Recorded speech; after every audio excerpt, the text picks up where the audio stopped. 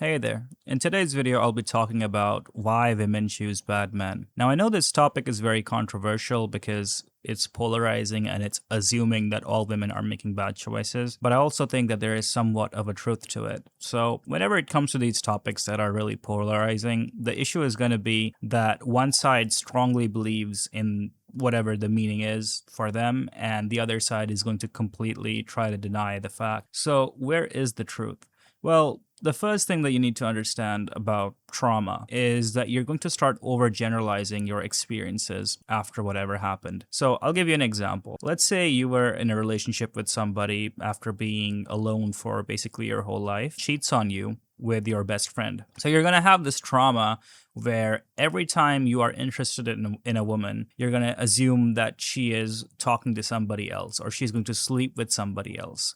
And again, when this happened to you for the first time, it wasn't like she told you that she's going to do it. She just did it out of nowhere and it happened. And now you're left picking up the pieces that how the hell did this happen? And you try to find different situations, scenarios, reasons as to why she would do it in the first place. And the thing is that when people do horrible things, a lot of times you just don't know why, and you can possibly not understand because you don't have their kind of mindset. But because you're traumatized, you're looking for a reason, you're looking for some kind of explanation for that. And you start to relive this experience again and again and again in your head, hoping that this time you're going to win. Okay, now let's take this to the flip side and try to understand why women supposedly choose bad men. So obviously I talked about trauma earlier. So if men can have trauma where it repeats in your head if you get cheated on or whatever the case is, it can also do the same for women. And that is basically how it works.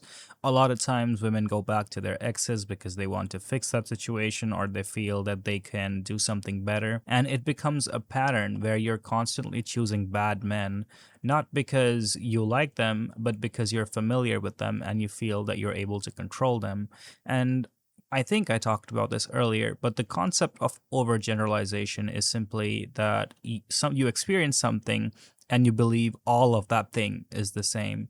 So an example is, let's say you watch one anime and it's really creepy, it's really weird, and then you start feeling that all anime is like that. So obviously it's an overgeneralization. It can happen if you were really overwhelmed by what you saw, but that doesn't necessarily mean that all of it is the same. And a lot of people aren't going to sit with those feelings and try to process it and change things. They're just going to be like, okay, all anime is bad, all anime is cringe. So that's it for those women, right? They kind of experience really negative things from a man, and they're like, all men are the same. It's really too much for them to take. And one more thing, and this is the main reason why I made this video, is that I've been lurking on Reddit, checking out a lot of posts, especially for male mental health, and a lot of men talk about how women don't give them a chance because of their height or because of their looks, or that there are these arbitrary reasons for why they're not getting a chance. And to those things I say, there are women who are very superficial, who only care about looks and height, and they don't even care about what kind of man they're dating. They just care that he looks a certain way. And, it feels really bad to be rejected, but I also think that being rejected by every single person isn't really the worst thing in the world, because anyways, most people are not going to be compatible with you, and that's okay. You don't need to take it that personally. Obviously, it hurts. It really feels bad. And I've been there where you are, but it's okay. You don't have to date women who are really superficial. Like a lot of these red pill, black pill people, they surround themselves with women who are really shallow, who really couldn't care less about what's happening in the world. And obviously, when you see these kinds of women, it makes you feel like the world is doomed or that women as a species are doomed. And I think that's just stupid. That is, again, overgeneralization. So in that scenario, I will just say that, hey, you're seeing somebody who is really shallow, who really doesn't have a strong moral compass. Why would you bother caring about what they think or what they do? They are attractive, yes, but being attractive has made it so that they don't have to worry about morality or about being a good person. And see, not all attractive people are like that. Not all women are like that. Not all men are like that. So that is what it is ultimately. A lot of people, the people that I would say are most visible to you in these kinds of scenarios are also the same people who you are hurt by the most. You may not notice women who are decent because they're just decent, so you just don't really register that in your head. You're like, yeah, whatever, she's normal. But when you see a woman who's like really selfish, really mean, you're going to notice that. You're going to notice that because you're familiar with that kind of trauma, with that kind of pain, and so naturally you're going to be drawn towards her whether you like it or not. If you have watched a lot of gym edits or, TikTok stuff, basically any kind of male motivation, then that content kind of starts with the guy getting cheated on, and then he starts working out and doing all these kinds of really cool things, and then he's like, yeah, see, I'm better than my ex. And basically it's the same concept. He has gone through trauma, he didn't know how to make sense of it, and after that, he is healed because he has overcome it by doing a lot of exercise. So, the idea of women choosing bad men is more about the idea of that thing happening rather than it actually happening. And it sort of becomes the story that guys pass on to each other that, hey, it's just your turn. She's like a.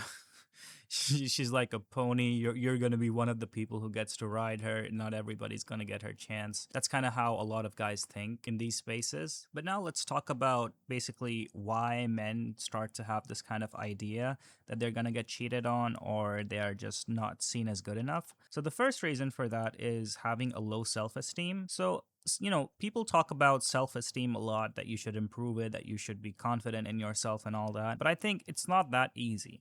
Self esteem or confidence for that matter is not something that you build overnight. That is something you have to work towards consistently. You have to be really kind to yourself consistently. You have to be understanding when you're making mistakes. And for a guy, like when I was much younger, like my parents were not very supportive. They would make fun of me or they would insult me for making mistakes. And it just felt like every small thing, every small mistake that I made was like turned into this colossal blunder that I had made. And because of that, it was just very hard to recover from losses. And that made me not want to take many risks. I would only do things that I felt were safe. And when I did that, it just created the situation where I was perpetually sitting at home doing nothing. And because I was doing nothing, I was feeling horrible. Like, what the hell am I doing with my life? And obviously, staying inside, it just makes you that kind of person with really low self-esteem. You stop believing in yourself, and when you don't believe in yourself, when you don't feel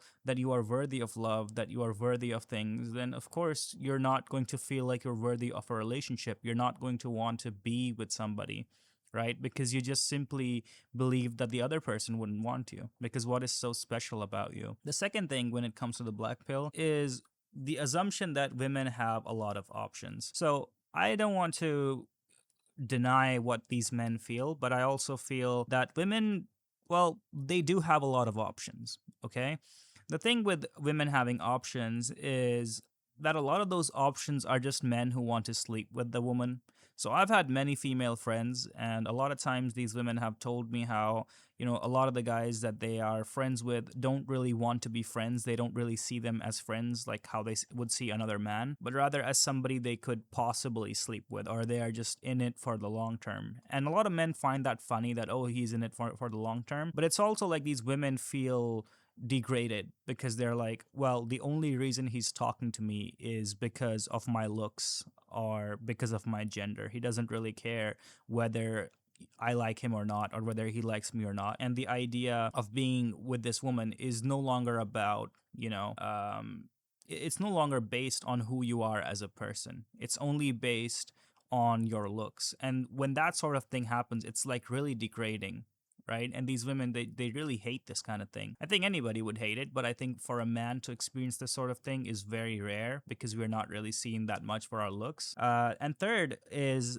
past experiences. So when you have a really negative experience in the past, it kind of starts to repeat, as I told you before. So we're going to be going into that a little bit. So how does that happen in the first place? The interesting thing about being in your past or trying to win over a relationship from your past is that you're going to keep repeating the same cycles. So imagine that you were with somebody who was really manipulative, really narcissistic. If somebody is narcissistic, if they really feel that their needs matter more than everybody else, then there is no way for you to convince them. right? You're never going to come up to this person and convince her that, your needs matter too, even though they do. And she's always going to reject your reality of the world. If you describe to her that, okay, whatever you said, whatever you did was really hurtful, and I feel like crying when you do this stuff, she's going to listen to you and she's going to let it in from one ear and out the other. She doesn't care. And the only way you're going to win in this type of situation is by doing what she's doing, but even worse. So you're basically expected to be this narcissist to overpower her, right? And once you do, then you become the piece of shit. Like it was her before, and now you are the piece of shit because that's a victory for you. And I think that overall is a loss. It's just something that you're not going to be helped by, in my opinion. You shouldn't do it. But a lot of men, you're going to get into that space of wanting revenge. And the thing is that in the process of wanting revenge, you start surrounding yourself with people like that who are already horrible. See, the thing with trauma, as I said, is that it keeps repeating. And when it's repeating, then you are intentionally going towards people who inflicted that trauma onto you. And now you're trying to fix the trauma by trying to fix the situation where you had lost. And the thing is that it's never going to be fixed. It's like you stubbed your toe, but that doesn't mean you're going to keep kicking your toe until it stops hurting. It will always hurt every single time. It's not like some kung fu movie where you're going to do it like 1,000 times every single day and then suddenly your toe will become, you turn into iron. That's not going to happen. The most practical solution to this problem is that you just stop doing it. That's it. There isn't anything that much complicated in this scenario. So yeah, that's what I can say. Just try to avoid these kinds of women. If you encounter somebody like that, somebody who is just messing with you, who isn't really showing you respect, then it's your space to kind of get out of that. I know this video wasn't scripted very well, but I've been struggling to put a video out. And this is only my second video or my third video. I don't even know. But yeah, anyways, I'll be posting more, hopefully better videos as I go forward. So keep a lookout for that. And have a nice one if you watched this far. Thank you.